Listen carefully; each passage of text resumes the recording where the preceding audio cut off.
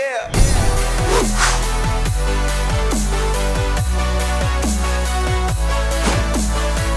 Happy New Year, everybody, and welcome back to the Gridiron Expert. We are slowly but surely wrapping up our bowl predictions for this college football postseason. And today we're taking a look at the Gator Bowl between number 23 North Carolina State and Kentucky out of the SEC. And this is one of those matchup guys that on paper and when you look at it first glance, it doesn't look that appealing. It might not look that exciting, but it's a very intriguing matchup. You look at NC State, guys, one of the biggest turnarounds in all of college football this year. Credit to Dave Doeren and what he has done with this Wolfpack squad. They went 4-8 a year ago, 4-8 in 2019. Now they are the 23rd ranked team in the country and sitting at 8-3.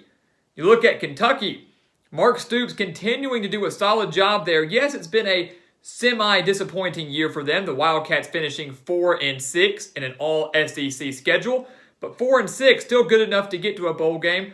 Mark Stoops becoming the first coach in Kentucky history to lead the Wildcats to 5 straight bowls. So he has started to make that the expectations in Lexington, guys. It's bowl game or bust. And eventually he wants to get the Wildcats to the point where they are contending and hopefully winning the SEC East. So you've got a turnaround NC State team here looking to finish strong. You've got a Kentucky team that has played well in the postseason, perennially under Mark Stoops, hoping to finish strong, closing out what has been ultimately a disappointing 2020 campaign. So we're going to break down the offense, the defense, the keys to the game, and who we have winning this Gator Bowl between the Wolfpack and the Wildcats. And let's go ahead and take a look at the offense here. Let's take a look at the offense for NC State, what we're dealing with here. You talk about the turnaround. The offense, to me, is one of the biggest reasons why NC State has doubled their win total from last year. They're averaging 31.1 points per game. And if you remember last year, the offense was abysmal. It's almost non-existent. They have drastically improved in 2020. Over 31 points per game, they have scored at least 30 points in 7 of the 11 games that they have played in. And it's been a roller coaster on the offensive side of the ball because they lost Devin Leary, their star quarterback who was starting to get hot, lost him relatively early in the season, so Bailey Hickman had to step in. Hickman had to take over, and I think he's done great. He led the Wolfpack to 4 straight wins to end the season. He was getting hot down that stretch. Hickman throwing for 622 yards, 4 touchdowns, just 1 interception over the final 2 games. And you look at the rest of the offense, while the passing game has certainly been the most impressive and the most improved side of the offensive side of the ball this year, you look at the running game, led by Zonovan Knight. They're averaging 129.1 points per game, and Knight has 736 yards on the ground and 9 touchdowns this year, despite only rushing for 100 yards just 1 time this year. So he's not the most electric running back out there, but he's a hard runner. And I think the numbers speak for themselves. When you only rushed for 100 yards in 1 game, and yet you still put up over 700 yards this year, I think that's pretty dang impressive. So this is a very balanced NC State offense, guys, one that has drastically improved, and we'll talk about it later, but they're going up against a Kentucky defense that certainly is no slouch. You look at the Wildcats. They've been the opposite of NC State this year. Quite the struggle for them in 2020. You know, they returned Terry Wilson. Terry Wilson went down with an injury last year, and Kentucky played, the final 8 games with Lynn Bowden, the wide receiver, played him at quarterback. So Terry Wilson coming back was supposed to be a big boost to this Wildcats offense, and it hasn't been. They're averaging just 21.7 points per game. They've been held to under 14 points. Under 14 points in 5 of the 10 games they've played this year. So in half of their games, Kentucky has failed to score 2 touchdowns, at least 2 touchdowns. Wilson's been okay, mediocre, over 1,000 yards through the air, 7 touchdowns to 4 interceptions. He's also added over 400 rushing yards and 5 rushing touchdowns. So we knew he was a dual threat quarterback, but he has not been the same quarterback that we saw back in 2018. I think that injury really screwed him up, and he hasn't really bounced back and returned to his old form.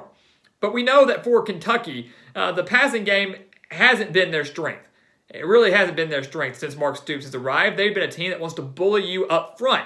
They like to run the football, and that's exactly what their strength has been on offense this year. They're averaging 187.4 rushing yards per game, led by Chris Rodriguez Jr., who has rushed for 701 yards and 9 touchdowns this year. And over the final few games of the year, Rodriguez has started to get hot. He's rushed for at least 100 yards in the final 3 games and has accumulated 5 touchdowns over those final 3 games as well. So Kentucky, if they want to win this game, they're going to have to pound the rock, going to have to give it to Rodriguez, get a couple design QB runs in there with Terry Wilson, and dominate the line of scrimmage because they're not going to be able to win it through the air. You look at the defense, guys. You look at the defense for both teams, and let's look at the Wolfpack first. What has Dave Doeren done with this Wolfpack defense that was, I would say, the strength of the team last year? I don't know if you can have much of a strength in a 4-8 season, but that was their somewhat lone bright spot. This year, the defense has been a little bit lackluster. They're allowing 29.7 points per game.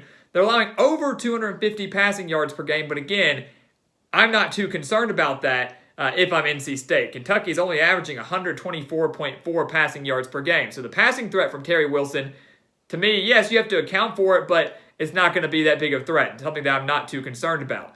It's the run game that I'm worried about. NC State allowing 163.5 rushing yards per game. That's the big number there, whether or not Kentucky can exploit that rushing defense that's been mediocre this season, mediocre at best, I would say.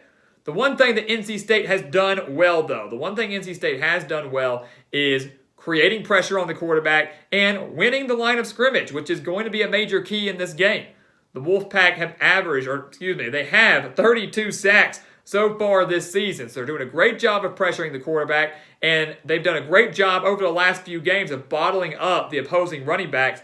They have not allowed a 100-yard rusher in 4 straight games. Remember, they have won their final 4 straight games. They have won 4 straight coming in to this Gator Bowl. So if they can keep that hot streak going in terms of creating pressure, dominating up front, it's a shoe-in victory for Dave Doeren and the Pack. You look at Kentucky. Again, Mark Stoops, what's he want to do? He wants to dominate you up front. He wants to pound the rock, and he wants to win with a suffocating defense. And that's why Kentucky has been a perennial bowl team under Stoops. That's why they have been competitive in those bowl games. Even last year, they won that thriller, the Belk Bowl, over Virginia Tech. The year before that, they surprised a lot of people, took down Penn State in that Citrus Bowl, a 10-win season for the Wildcats. They did all of this because of how well they played up front and because of how great their defense has been. This year, it hasn't been as great as we've seen in years past, but it hasn't been bad. Wildcats allowing 26.4 points per game, 220.3 passing yards per game, and 166.7 rushing yards per game. So again, both teams allowing over 160 rushing yards per game. Kentucky's passing threat, not going to be much of an issue for NC State, but NC State's passing threat is something that Kentucky has to account for and has to be prepared for. If you're looking for a team that's more balanced, it's certainly going to be NC State in this one. The one thing the Wolfpack have to watch out for, though, is Kentucky's secondary has quietly been one of the better secondaries in the SEC. They have 13 interceptions this year. 13 interceptions in 2020. So Bailey Hickman has to do a good job of taking care of the football. If he gets a little too careless, tries to fit the ball in a place where maybe it shouldn't be, Kentucky's going to come up with a turnover, and they're going to give this offense that might struggle a little bit, give them favorable field position. And obviously in a game like this that has the potential to be low scoring, field position is everything. So NC State has to do a good job taking care of the football. Kentucky, to help their chances, they need to find a way to get takeaways.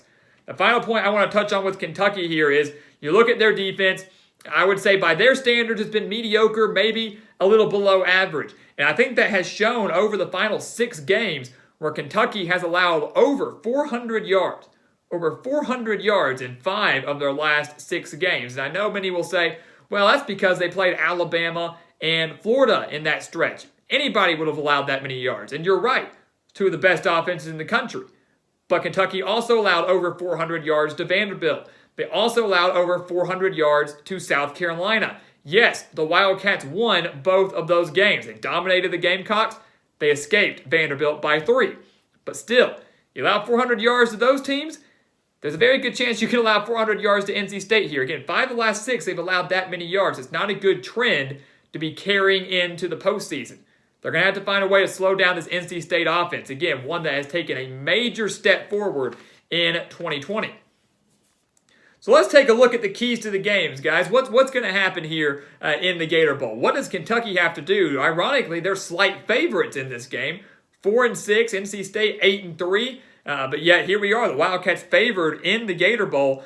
For the Wildcats to win this game, they have to stop the run. And you would think that'd be a key, we'd say, for NC State. And I think that's obvious. I think it certainly is. But for Kentucky, they need to stop the run. Again, they've allowed over 100 rushing yards. Over 100 rushing yards in 7 of their 10 games this year. They've allowed over 100 rushing yards in 7 of the 10, in their last 7 games. So more than that, but in their last 7 games, they've allowed over 100 rushing yards and over 200 rushing yards in 4 of those 7 games. So let's put that into perspective here. They've allowed over 400 yards total in 5 of their last 6. They've allowed over 100 rushing yards in their last 7 games, over 200 in 4 of their last 7 games. Zonovan Knight has over 700 yards on the year. NC State is averaging over 100 and about 130 rushing yards per game. So all those numbers combined, guys, and that's a concern. That's a concern. Again, NC State has the balance. If you take away Bailey Hickman, they can run the ball. If you take away Zonovan Knight, Bailey Hickman can throw the ball. If you take away the run game for Kentucky, they can't win the game through the air. At least I don't have faith in Terry Wilson doing that. So Kentucky has to find a way to stop the run, force Bailey Hickman to win the game through the air, make them one-dimensional. For NC State, what is their key? They need to do what Kentucky has tried to do, what they normally do, and that's dominate the line of scrimmage. Dominate the line of scrimmage by creating pressure on Terry Wilson and bottling up opposing running backs, just like they've done over their last 4 games. Again, NC State has 32 sacks on the year. They have created 32 sacks on the year. Kentucky has allowed 17. So the offensive line, not bad. Again, right around mediocre, maybe slightly above average. They've allowed 17 sacks, though. Yes, Terry Wilson is mobile. Yes, he can escape the pocket, extend the plays, maybe just take off and run with it. But this NC State pass rush is legit. They are legit. And if they get back there, create pressure on Terry Wilson, stuff Chris Rodriguez for no gain, couple tackles for a loss, force Kentucky into 2nd or 3rd and long situations, it's going to be a long day for this Wildcats offense. So that's what they have to do. If they dominate the line of scrimmage on defense, it's over. It's over, and NC State will win this game. And I will tell you guys, I do think that's what's going to happen in this Gator Bowl. You look at all the numbers here, maybe Kentucky, maybe you give them the slight defensive edge. I certainly give them the edge in the secondary. That's going to be a battle to watch out for in and of itself, as Bailey Hickman and this NC State passing attack that's seen a resurgence this year going up against this Kentucky secondary. But at the end of the day, when you look at who's more balanced, when you look at who has more levels here, who is multi-dimensional across the board, both offense and defense, it's NC State. It's NC State that carries a lot more momentum into this game than Kentucky does. It's NC State that I believe will win the line of scrimmage battle, will win that battle in the trenches. And if it comes down to it, who do I think can march down the field in the final minutes for a game-winning field goal or a game-winning touchdown? It's going to be NC State. They've got the better passing game. And I think Bailey Hickman does just enough in this game to give the Wolfpack a victory, and they will finish 9-3. They will finish in the top 25, 1 year removed from a 4-8 season. Kentucky, they will finish 4-7. Again, with an all-SEC slate, wouldn't say there's anything to be too upset about, but certainly will be looking for a major bounce-back year in 2021. So guys, thank you so much for watching us here at the Gridiron Expert on YouTube. Make sure to continue to like, comment, subscribe, and share our videos. And also make sure to check out everything down in the description below. We've got GE merchandise for you guys. Brand new sweatshirts to support our channel. Make sure to give that a look. Check out our BetNow promo code and offers for you guys down in the description, as well as our website, thegridironexpert.com. So much exclusive content over there that you do not want to miss. And once again, guys, as always, thank you so much for watching, and we'll see you next time right here on The Gridiron Expert.